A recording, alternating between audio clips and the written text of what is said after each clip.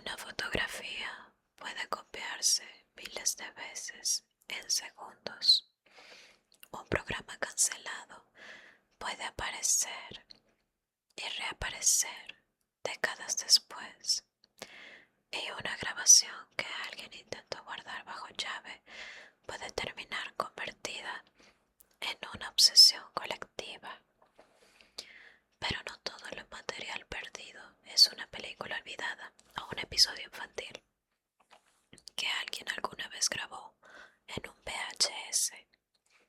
Existen archivos relacionados con personas reales, concursos que expusieron secretos de familiares, programas cancelados después de un crimen y videos cuya ausencia quizás sea lo único que protege a quienes quedaron atrás.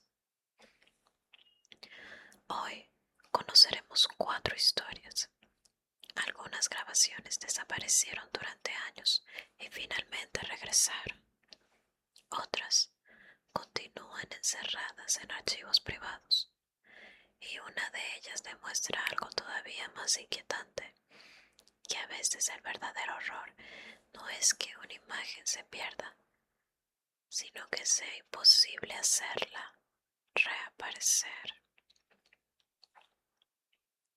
Comenzamos con un programa que prometía premiar la verdad, aunque para conseguirla tuviera que destruir todo lo que rodeaba al concursante. En 2008, la cadena Fox estrenó The Moment of Truth, o El Momento de la Verdad, un concurso presentado por Mark L. Wahlberg. Su mecanismo parecía sencillo: responder preguntas y ganar dinero. Sin embargo, antes de entrar al estudio, cada participante era sometido a una larga prueba de polígrafo, donde todas las preguntas realizadas en privado. La producción verificaba y escogía 21.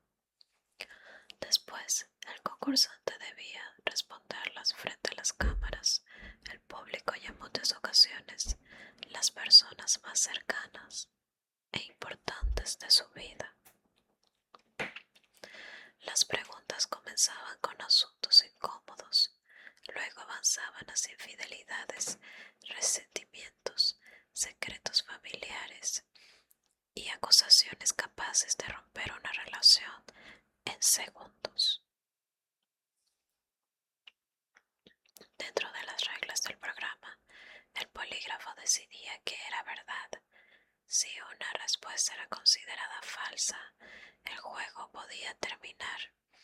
Pero si alguien llegaba hasta la pregunta número 21, podía llevarse $500,000. La mayoría se detenía mucho antes, pero Melanie Williams era especial. Ella nunca lo hizo. Melanie había crecido dentro de una comunidad polígama, cerrada y profundamente controladora. Años después explicó que aceptó aparecer en el programa porque estaba cansada del silencio que rodeaba lo ocurrido dentro de dichas comunidades. Quería hablar solamente por ella. Quería que otras jóvenes, educadas para obedecer y callar, supieran que era posible contar lo que habían vivido. En el estudio la acompañaban miembros de su familia. Eso convertía cada respuesta en algo más que un simple momento televisivo. Melanie no estaba confesando ante desconocidos, estaba cuestionando, frente a su propio padre, el mundo en el que había crecido. A medida que avanzaba el juego, las preguntas se acercaron a experiencias cada vez más dolorosas. El ambiente dejó de parecer el de un simple concurso. Pausas demasiado largas y una familia entendiendo que la siguiente respuesta podía cambiar para siempre la manera en la que se veían unos a otros. Finalmente la pregunta número 21 llegó. Para ganar los $500,000, Melanie debía responder si creía que su padre, siendo adulto, habrá sido capaz de relacionarse con una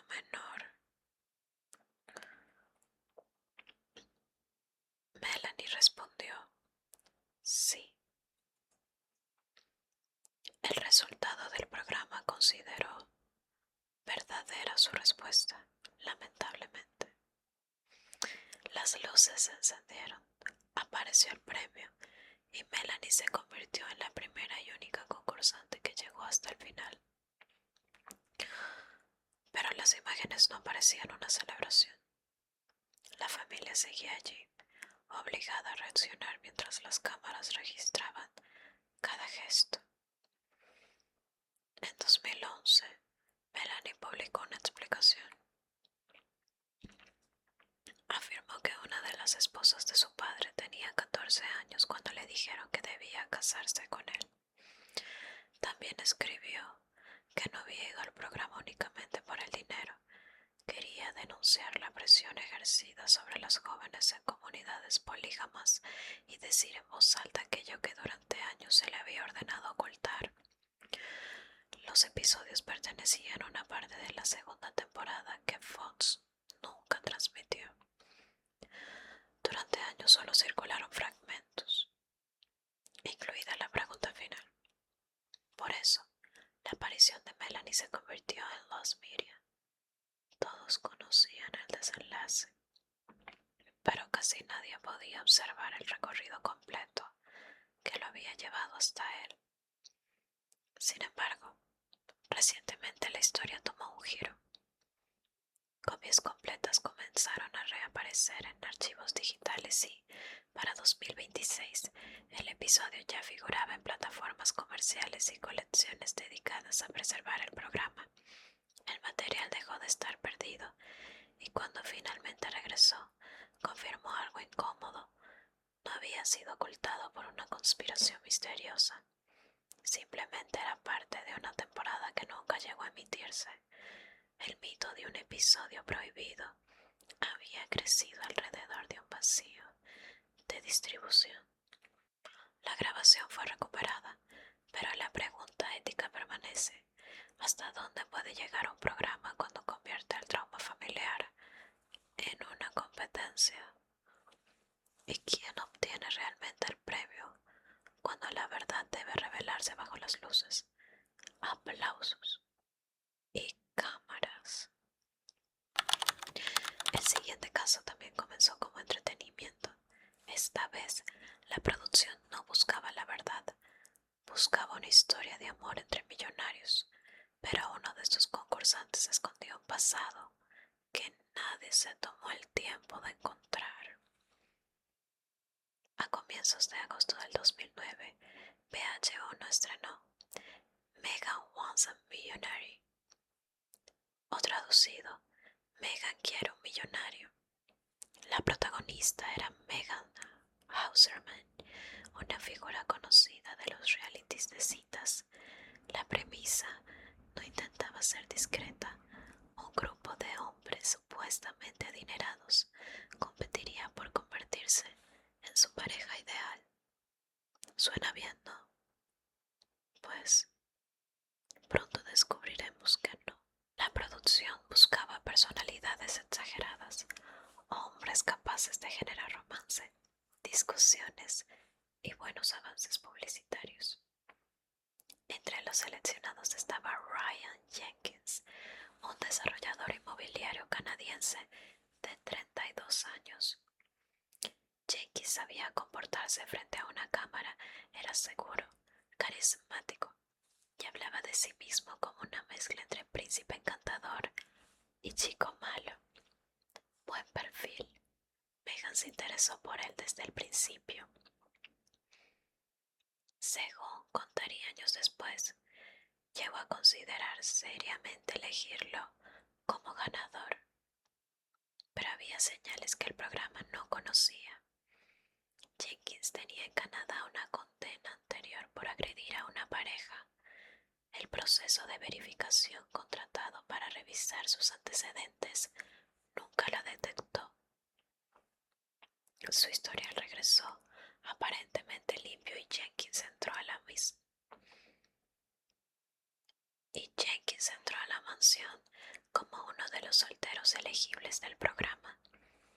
Durante la filmación, no protagonizó actos violentos, llegó hasta las últimas etapas, pero la producción convenció a Megan de que no funcionó televisiva, fue eliminado poco antes del final. Después de salir, viajó a Las Vegas. Allí conoció a Jasmine Fior, modelo de 28 años. La relación avanzó con enorme rapidez y ambos se casaron poco tiempo después. Jenkins volvió entonces a otro programa de VH1, la tercera temporada de I Love Money. Esta vez sí llegó al final y ganó el premio principal. La temporada quedó completamente grabada y preparada para transmitirse, pero nunca llegó a la televisión. ¿Por qué? Pues verás, el 15 de agosto del 2009, el cuerpo de Jasmine Fior fue encontrado dentro de una maleta abandonada cerca de un contenedor en Buena Park, California. Las autoridades comenzaron a reconstruir sus últimos movimientos y Ryan Jenkins pasó rápidamente de ser concursante televisivo a principal sospechoso. Mientras la investigación avanzaba, Jenkins huyó hacia Canadá. La misma cara que VH1 había editado como la de un millonario carismático comenzó a aparecer en noticieros y alertas policiales. La transformación fue brutal. Los espectadores habían visto 3 episodios del programa. En esos capítulos, Jenkins todavía pertenecía al mundo artificial del reality. Citas, competencias y confesiones editadas. Fuera de la pantalla, una mujer había sido despojada de su vida y una búsqueda internacional estaba en marcha. El 23 de agosto, Jenkins fue encontrado muerto por desvivirse en un motel de Columbia Británica. Al día siguiente, VH1 canceló oficialmente Megan Once a Millionaire. Los episodios restantes fueron retirados y la tercera temporada de I Love Money, que Jenkins había ganado, también fue archivada antes de su estreno. De un momento al otro, 2 producciones completas se volvieron imposibles de transmitir. Mostrar el resto de Megan Once a Millionaire significaba convertir a un sospechoso de asesinato en protagonista de una historia romántica, y transmitir I Love Money significaba construir una temporada entera alrededor de su victoria. La cancelación también expuso fallas de la industria. El antecedente canadiense de Jenkins debía haber aparecido durante la selección. La empresa encargada de las verificaciones internacionales había informado que su historial estaba limpio. Después del crimen comenzaron demandas, acusaciones cruzadas y cambios en los procesos en los que la televisión evaluaba a sus participantes. Hasta hoy, los episodios que nunca se transmitieron no han recibido un lanzamiento oficial completo. Existen testimonios de participantes, materiales promocionales y fragmentos aislados, pero la mayor parte permanece guardada por quienes controlan los archivos de producción. Este caso suele describirse como la muerte de un reality. Sin embargo, la persona que no debe desaparecer detrás del título es Jasmine Fior. La televisión perdió 2 programas, pero su familia perdió a alguien irreemplazable. En el próximo capítulo, en el próximo caso, la grabación sí existe. Sabemos quién la conserva, sabemos por qué no ha sido publicada. Aún así, lleva más de medio siglo alimentando rumores, montajes y búsquedas obsesivas. En 1974, Christina Chubbuck tenía 29 años y trabajaba en WXLT-TV, una estación local de Sarasota, Florida. Presentaba Suncoast Digest, un programa dedicado a entrevistas y asuntos de la comunidad. Christine no era solamente la mujer asociada hoy con una tragedia televisiva, era periodista, entrevistaba a funcionarios locales y realizaba trabajo voluntario. En un hospital utilizaba títeres hechos por ella misma para entretener a los niños con discapacidades. También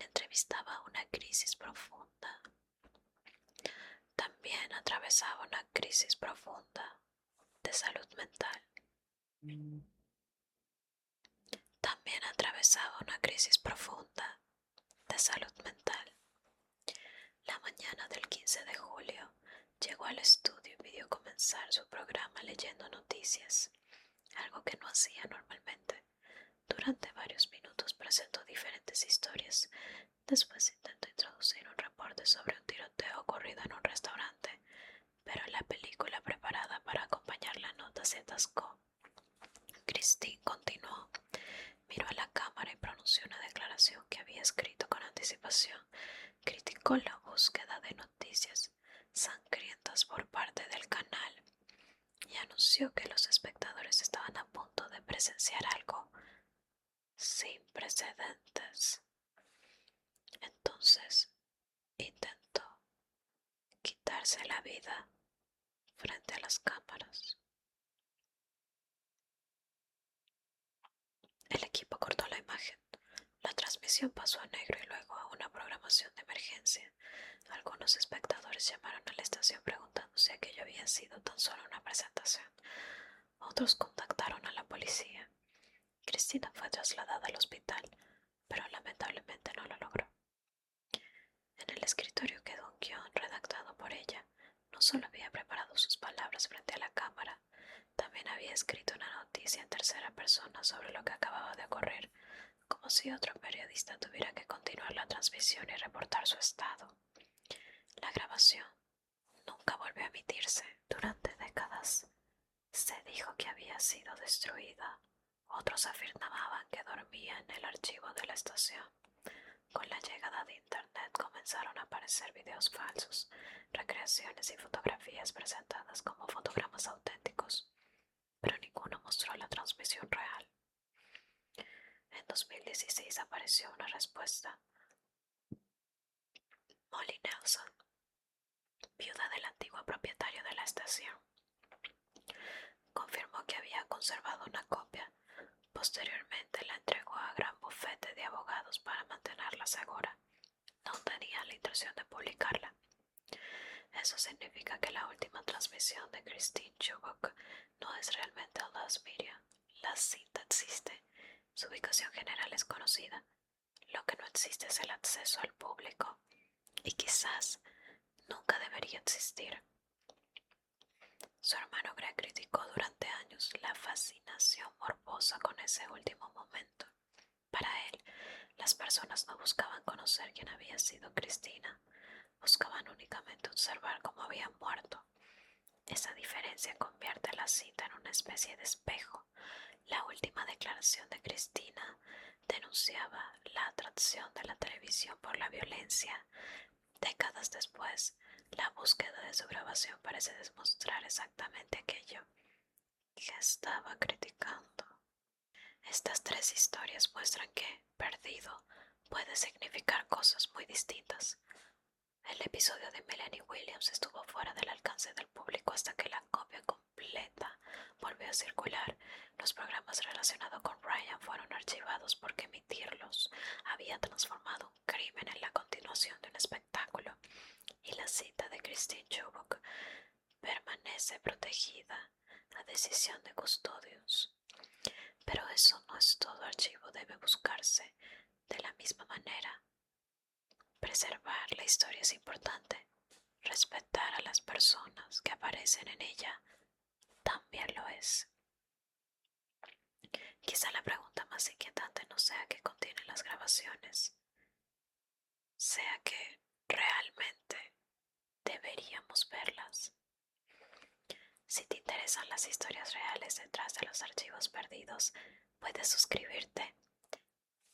Seguiremos hablando de esto muy pronto. Te invito a seguirme en mis redes sociales y comentar qué te pareció, o comentar tus propias historias.